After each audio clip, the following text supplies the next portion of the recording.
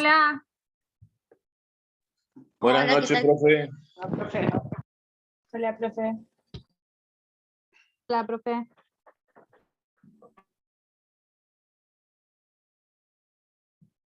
¿Cómo Se están? asustó la profe de tanto saludo que ha tenido. Sí, sí.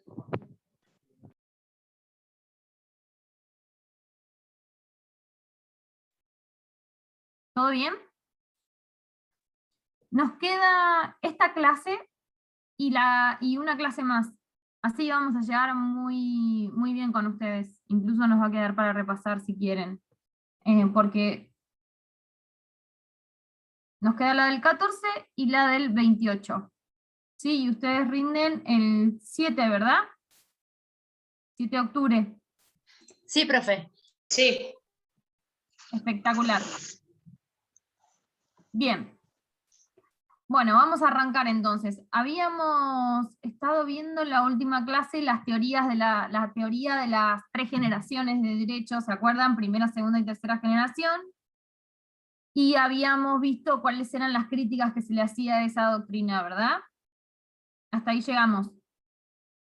Vamos a ver en esta clase las clasificaciones pedagógicas que se utilizan a los fines de clasificar los derechos humanos, y vamos a ver la doctrina de la jerarquización y las críticas que se le hace a la doctrina de la jerarquización, ¿sí? Y en la última clase nos van a quedar para ver los 3 principios: principio de efectividad, de progresividad y el principio pro homine. Y hoy un poquito vamos a adelantar para qué sirven. ¿Sí? Sí, profe. Arrancamos entonces. Ahí les comparto. Esta es la de clasificación. Está.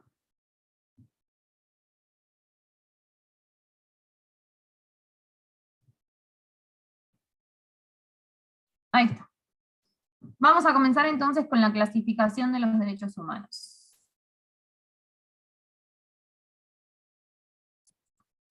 Bueno, a los fines de estudiar los derechos humanos, vamos a encontrar desde el punto de vista académico, ¿sí?, distintas clasificaciones, ¿sí? Esto básicamente es para establecer distintos criterios de sistematización o de fines expositivos.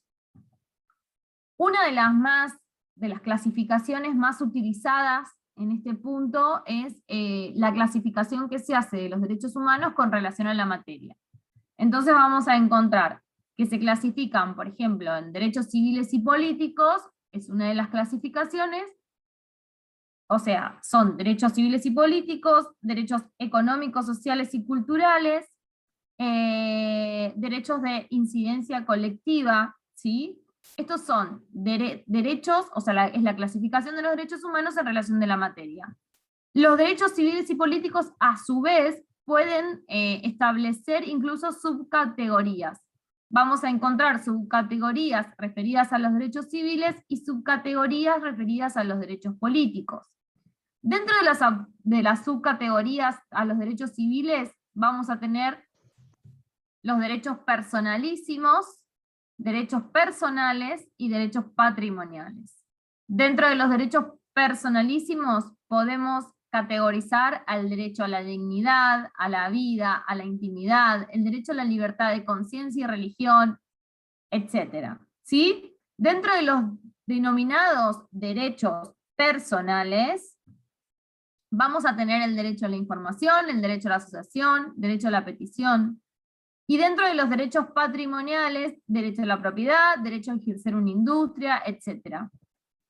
Lo mismo va a ocurrir con relación a los derechos políticos. Los derechos de la persona, vamos a poder clasificar entre derechos de las personas y derechos de los partidos políticos. Dentro de los derechos políticos de la persona, vamos a encontrar el derecho al sufragio, por ejemplo.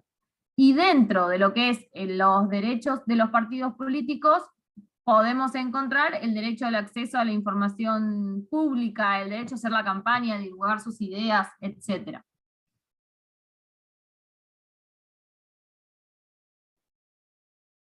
Bien, otra de las clasificaciones que yo recién les hacía referencia cuando iniciábamos la clase en relación a la materia, siempre estamos en relación a la materia, ¿sí? Acuérdense, esto es siempre en relación a la materia. Tal vez debería haberles marcado el mismo título aquí para que no se equivoquen. Otra de las clasificaciones en relación a la materia es derechos económicos, sociales y culturales, ¿sí? Estos derechos económicos, sociales y culturales vamos a encontrar el derecho a la salud, el derecho a la educación, el derecho a trabajar, y los derechos en el trabajo, ¿sí? El derecho a una alimentación básica, sana y equilibrada, el derecho a la seguridad social, etc. Y otra de las clasificaciones en relación a la materia son aquellos derechos de incidencia colectiva, ¿sí? Que son los que nosotros vimos en la clase pasada, que la teoría de las generaciones nos marca como derechos de tercera generación. Estos son el derecho a un ambiente sano, el derecho a los consumidores y usuarios, el derecho al desarrollo, el derecho a la paz, etc.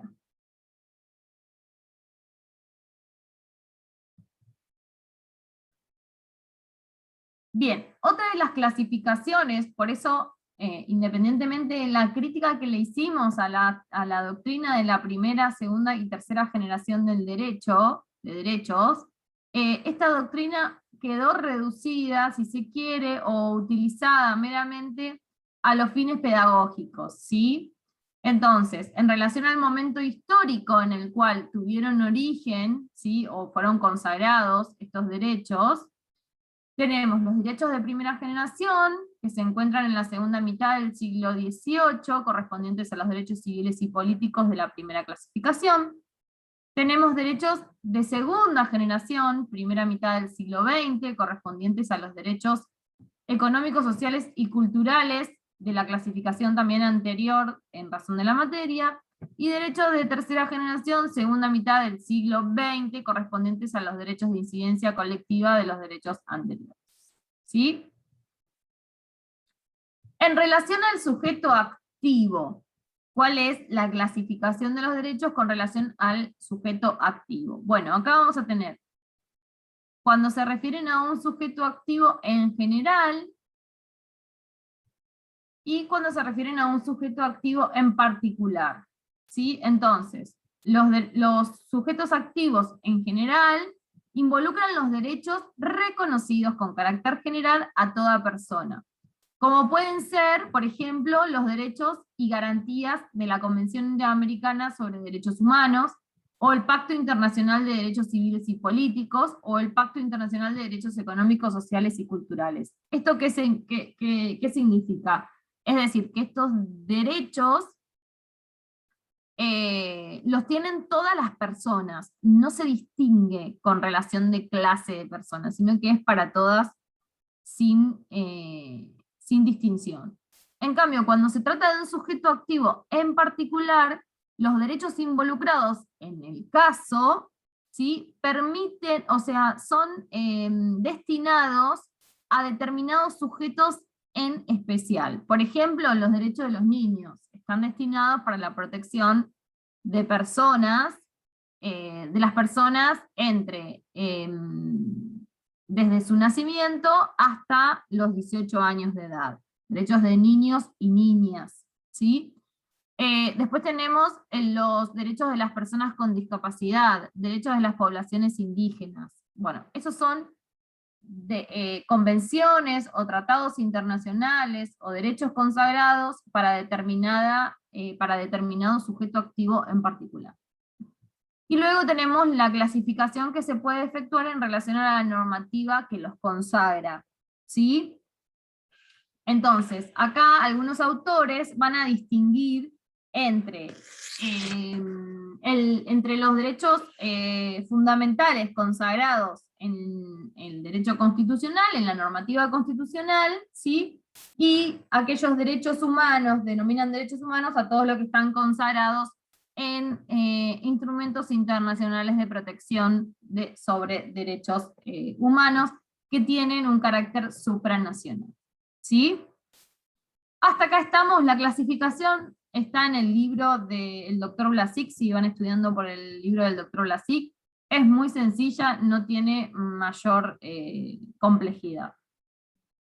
Avanzamos entonces con el segundo tema de la clase, que es la jerarquización, la doctrina de la jerarquización de los derechos.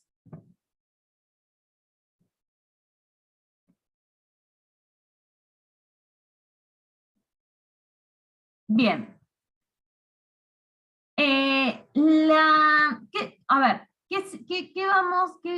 ¿Qué queremos decir o qué estudiamos cuando estudiamos la doctrina de la jerarquización de los derechos? Bueno, básicamente, algunos autores en nuestro país, el principal postulante de esta doctrina o defensor de esta doctrina, de esta posición doctrinaria, ha sido Miguel Ángel Enmejian, ¿sí? Y él sostiene que en realidad existe la posibilidad de establecer una jerarquía de derechos, es decir, que algunos derechos serían más importantes que otros, ¿sí? Y entonces, al momento de resolver un caso de conflictos de derecho, por ejemplo, cuando se habla del derecho a la protesta y en el caso de los piquetes, ¿no? Estamos haciendo referencia. Ejemplo. Superposición de derechos. El derecho a la protesta, por un lado, y el derecho de locomoción, ¿sí? De poder trasladarse de los ciudadanos. Bien, bueno, ahí tenemos un conflicto de derechos, ¿sí? Entonces, lo que propone Miguel Ángel Enmejian es hacer uso a la doctrina de la jerarquización de los derechos, ¿sí? Que ahora vamos a ver qué tipo de características tiene esta doctrina. Entonces, hacer uso a la doctrina de jerarquización de los derechos y de antemano establecer un orden jerárquico de los mismos, determinando cuáles son más importantes o cuáles son los que tienen mayor jerarquía, ¿sí? Mayor relevancia que otros. ¿Sí? Entonces, la jerarquización de los derechos representa ingresar en la cuestión de resolver si establecer relaciones de prelación o subordinación entre derechos constitucional o convencionalmente reconocidos es posible. En la doctrina nacional ha sido Miguel Ángel Enmejian, como les decía recién, quien más enérgicamente ha defendido una respuesta afirmativa a esta cuestión. O sea, a la cuestión de que existe la posibilidad de poder realizar esta jerarquización de derechos. Sostiene inicialmente que todo derecho subjetivo es un medio de brindar protección jurídica a un valor, y que, estando generalmente admitido que la teoría de los valores tiene como axioma que estos se hayan ordenado jerárquicamente, entonces los derechos que los protegen también pueden ser jerarquizados.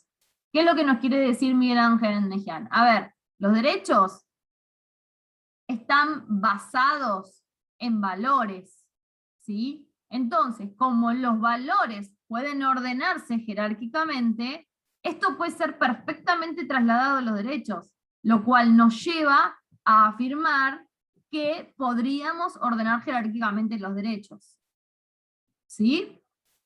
Dice, la jerarquía de valores aceptada por el autor es socialmente establecida a través de expresiones jurídicas y no jurídicas, y que su validez está determinada por circunstancias de tiempo y lugar. O sea, que este orden o esta prelación de los valores, que son los que nos dan fundamento para poder llevar adelante un orden o una prelación de los derechos, ¿sí?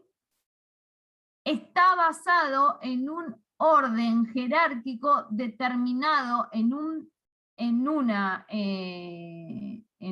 tiempo y en un lugar específico. ¿Sí? Entonces, una determinada sociedad en un lugar y en un tiempo puede tener unos valores que pueden llegar a ser modificados en otro tiempo por esa misma sociedad. ¿Sí? O pueden ser modificados por otra sociedad en otro lugar.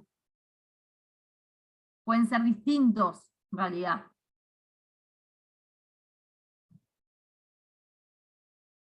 Bien, avancemos para que se entienda.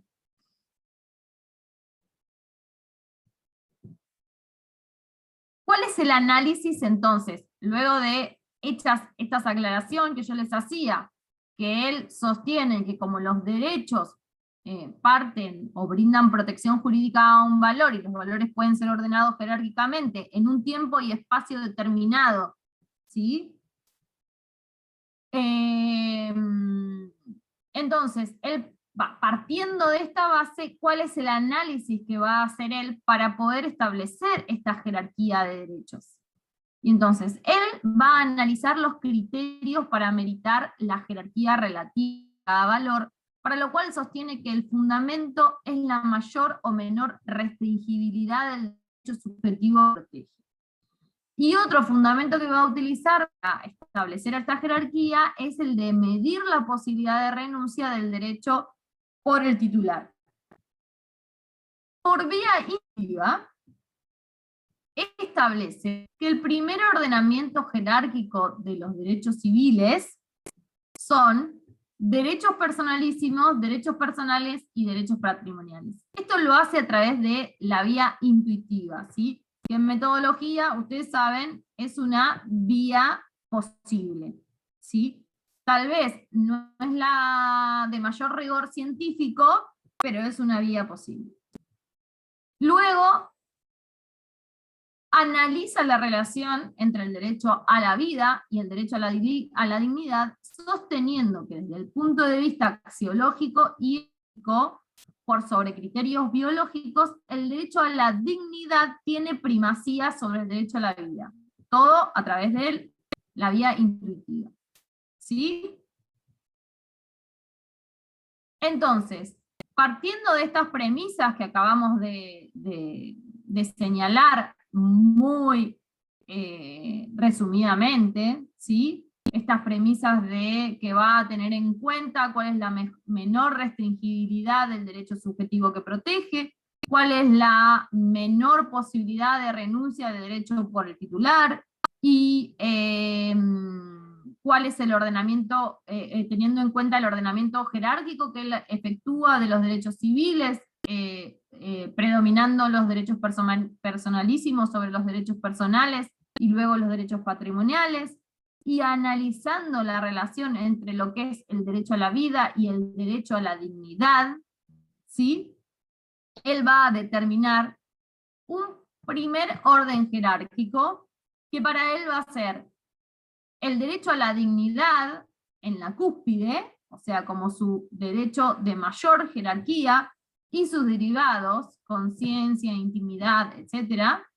El derecho a la vida en un segundo escalón, y sus derivados, derecho a la salud, a la integridad física, psicológica, etc. Los demás derechos personalísimos, los derechos personales y los derechos patrimoniales. Este es el orden que él, en primer lugar, establece. Siempre estamos hablando de derechos civiles, ¿sí? De esta primera clasificación que recién acabamos de ver, él toma para aplicar la doctrina de la jerarquización los derechos civiles. Luego, plantea la posibilidad de efectuar una jerarquización entre los restantes derechos personales y entre los derechos patrimoniales.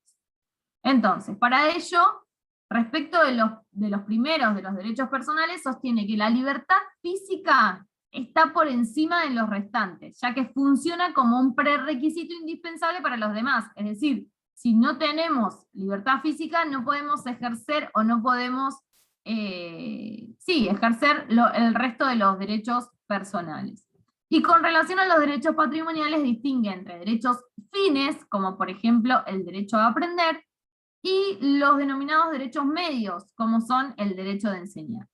Entonces, sobre dicha base va a establecer el orden que tal vez el más definitivo de los derechos civiles, el orden jerárquico que estableció Edmejian, que sería Como vimos recién, el derecho a la dignidad, siempre como en la cúspide de esta jerarquía, derecho a la vida y sus derivados, el derecho a la libertad física, los restantes derechos personalísimos, el derecho a la información, el derecho a la asociación, que son derechos personales, los restantes derechos personales, primero los derechos fines y luego los derechos medios, y los derechos patrimoniales. ¿Cuáles son las ventajas que tendría la doctrina de la jerarquización de derechos? Bueno, para Mejian, la doctrina de la jerarquización de derechos plantea como ventaja que representa un límite objetivo al ejercicio del poder de policía por parte del Poder Ejecutivo, ¿sí?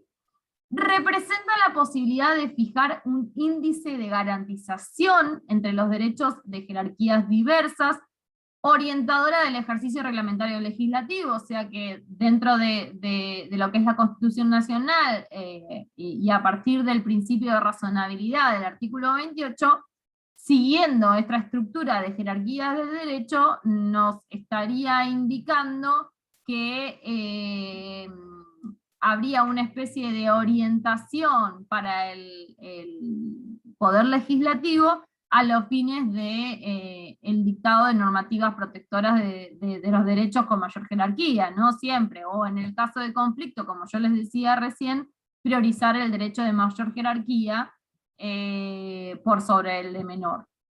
Y obvio que, bueno, representa un mecanismo para la resolución de conflictos entre los derechos por parte del Poder Judicial, o de los jueces y juezas. La doctrina de la jerarquización de los derechos. Entonces, ¿cuáles son las críticas que se pueden formular, ¿sí?, a esta doctrina? A la doctrina que sostiene en Mejian. Bueno, las principales críticas que se le hace es que un sistema de jerarquización entre derechos debe involucrar necesariamente a los fines de su operatividad una entre categorías de derechos civiles, derechos políticos, derechos económicos, lo que llevará inevitablemente a la subordinación de las restantes. O sea, si nosotros hacemos la jerarquización de derechos civiles, los derechos políticos quedan por debajo, indefectiblemente, porque si vamos a poner en la cúspide el derecho a la dignidad, por ejemplo, siguiendo la lógica del autor, y en especial al derecho a la dignidad y al derecho a la vida. Claro, todo quedaría subordinado al derecho a la dignidad y al derecho a la vida. Esto se opone a las características de los derechos humanos.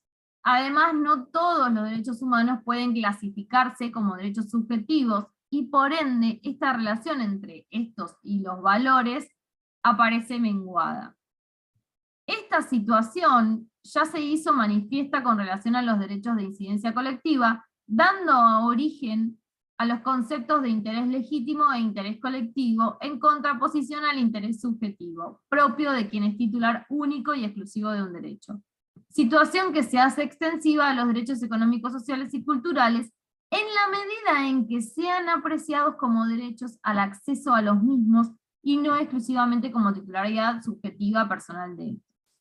Finalmente, la crítica de mayor peso, si se quiere, es que el carácter contingente de los valores socialmente aceptados en un tiempo y en un lugar determinado torna inestable el sistema de jerarquización adoptado y discutible la permanencia del valor en el tiempo, porque como nosotros sabemos, las sociedades van evolucionando, cambian, y esta estructura que en un primer momento de jerarquía de valores traspolada a la jerarquía de los derechos puede ser la elegida por una determinada sociedad en un tiempo y espacio, puede modificarse con futuras generaciones o con sociedades en otros lugares, ¿sí?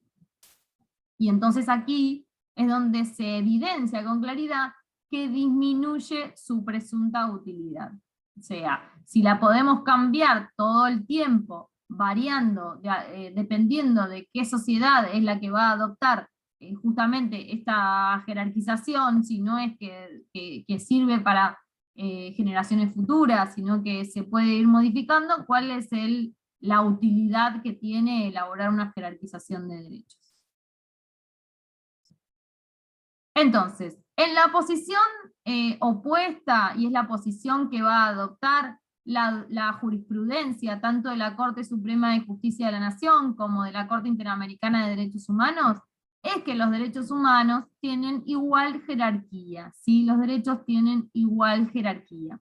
La Corte Suprema de Justicia de la Nación sostiene, en términos generales, que los derechos fundados en cualquier cláusula de la Constitución Nacional tienen igual jerarquía y que la interpretación debe armonizarlos, ¿sí? ¿Quiénes son los que encargados de armonizarlos? Justamente el Poder Judicial, ¿sí? A través de sus fallos, ¿sí? Tiene que siempre tiene que interpretar, en el caso de conflictos, interpretar la norma, y cuando veamos la clase que viene, el principio de efectividad, el principio de progresividad y el principio de pro homine, vamos a darnos cuenta que esos principios son justamente los que se van a utilizar, ¿sí?, a los fines de la interpretación de los derechos en caso de conflictos. ¿Sí? Obvio que la teoría de la jerarquización también es cierto que la teoría de la jerarquización también es utilizada dentro del ámbito del Poder Judicial, ¿sí? Porque al momento de dictar una sentencia, cuando tenés un conflicto de derechos, se trata de establecer un determinado orden jerárquico y cuál es el derecho de mayor relevancia al momento de resolver el conflicto. Pero eso no significa que tengamos de antemano, pero eso se analiza, como les venía diciendo, en el caso concreto. No significa que tengamos de antemano, de carácter abstracto, elaborada una jerarquización de los mismos.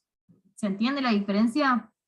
O sea, el juez puede hacer uso de esta jerarquización de derechos a los fines de interpretar y dar solución a un determinado conflicto en un determinado caso, pero lo analiza en el caso concreto, no tiene preelaborada, ¿sí?, con carácter abstracto, una lista de jerarquías de derechos, porque tal vez el derecho, en un determinado caso, con determinadas condiciones, el derecho a la dignidad puede estar por sobre el derecho a la vida y en otro no, o lo que ha ocurrido, por ejemplo, en el caso de los testigos de Jehová, en donde en un determinado caso el derecho a la libertad de cultos y a la libertad de conciencia puede estar por sobre el derecho a la salud y en otro no. ¿Sí? Va a depender de los hechos que hayan acontecido en ese caso en concreto. Bien, entonces, ya vimos cuál es la postura de la Corte Suprema, que son de igual jerarquía y que la interpretación debe armonizarlos, la interpretación del caso concreto, y en relación a la Corte Interamericana, el criterio de igual jerarquía surge a partir de la interpretación que efectúa la Corte Interamericana del artículo 1.1 de la Convención Americana. Aquí dice que de conformidad con el artículo 1.1 de la Convención, los Estados partes están obligados a respetar los derechos y libertades reconocidos en ella, y a garantizar su libre y pleno ejercicio a toda persona que esté sujeta a su jurisdicción. Lo que no descarta la necesaria utilización, esto es lo que yo les explicaba recién, esto no descarta la necesaria utilización de criterios interpretativos al momento de tener que resolver en un caso concreto una controversia entre derechos diversos o entre derechos y obligaciones establecidos por la Constitución. Y acá es donde se hace uso de los principios que vamos a ver la próxima clase.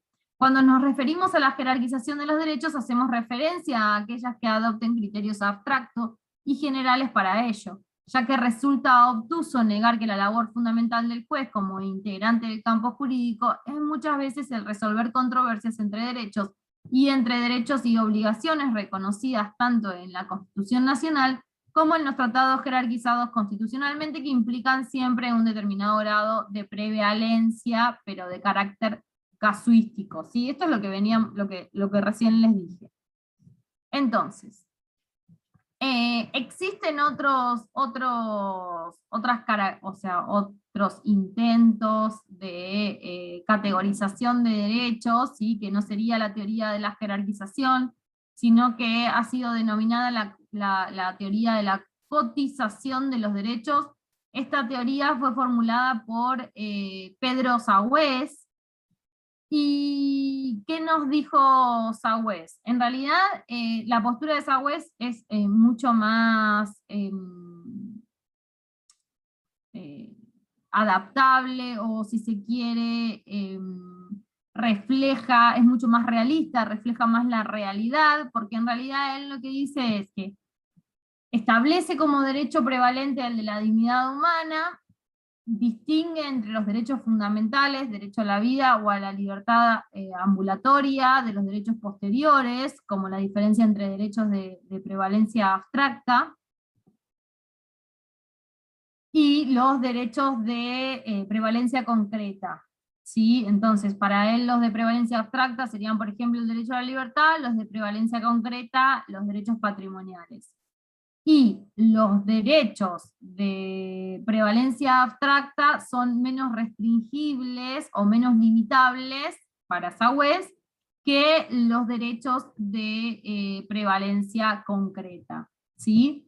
Pero él entiende que esta cotización de los derechos que él efectúa no puede realizarse nunca de carácter abstracto y general, sino que lo analiza en un caso concreto en el momento del conflicto específico de los derechos.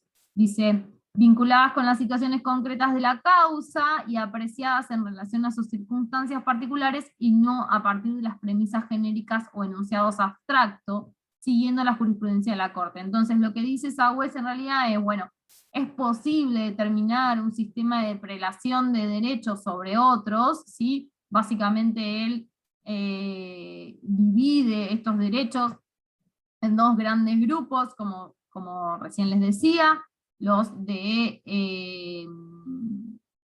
prevalencia abstracta y los de prevalencia concreta, poniendo los de prevalencia abstracta por sobre los de prevalencia concreta, pero él lo dice, esto se tiene que hacer en el caso concreto, al momento de interpretar los derechos y al momento de aplicarlos, ¿sí? A este caso. Entonces, la principal diferencia que divide la postura de Ennegian con la de Sagüez es justamente esto, que él no pretende elaborar un listado, una prelación o una jerarquización de derechos de carácter abstracto y general, sino que lo realiza al caso concreto. Que como recién explicaba, esto es una tarea cotidiana que llevan adelante los jueces frente a cada uno de los casos que deben resolver. Bueno, y hasta acá estamos. ¿Alguna duda? En el chat. No, profe, todo clarito. ¿Sí? Bueno, buenísimo entonces. Bárbaro que hayan entendido todo. Seguimos la clase que viene con los 3 principios y en realidad, bueno, ya terminaríamos. La semana que viene no, la otra. ¿Sí? Bueno, Sí, listo, profe. Muchísimas gracias. No, gracias a ustedes. Chao, profe, gracias. Chao, profe. Chao, Gracias. hasta luego. Gracias, adiós.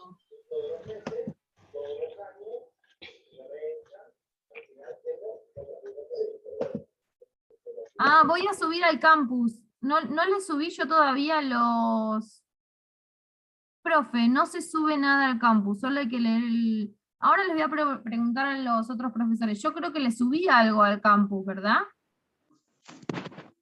¿O no les he subido nada todavía? Si no les subí nada, ya les subo todos los PowerPoint, para que los tengan y les sirva de guía, porque tal vez no hay nada de la unidad 2 y 3. Bueno, listo. Profe, Entonces, hay gran parte del campus, tipo que falta un montón de contenido, y hay otras unidades que tiene contenido, como que está medio...